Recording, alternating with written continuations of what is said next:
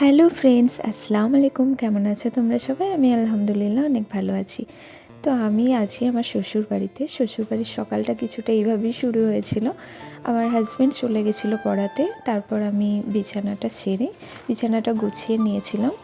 তারপর আমি গিয়ে ফ্রেশ হয়ে নিলাম এবং ঠিকঠাক হয়ে একদম চলে গেলাম নিচে, কারণ আম্মি আব্বু নিচেই ছিল, আমাকে খাওয়ার জন্য ডাকছিল। তো নিচে গিয়ে আমি খাওয়া দাওয়াটা সেরে আম্মিকে একটু কাজে হেল্প করে দিচ্ছিলাম।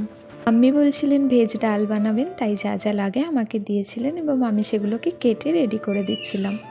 ভেজ ডালের জন্য দিয়েছিলাম বিনস, মটরশুঁটি, গাজর, ফুলকপি এবং এই ডালগুলোকে আমি ভেজে নিয়েছিলেন আর আমাকে পনির কাটতে দিয়েছিলেন। পনিরগুলো আমি কেটে একদম রেডি করে দিয়েছি।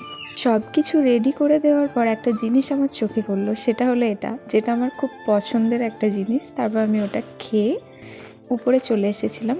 আমি এখানে বসে আমার সমস্ত কাজগুলো করি, আমার ভিডিও এডিট করা থেকে শুরু করে সব কিছু।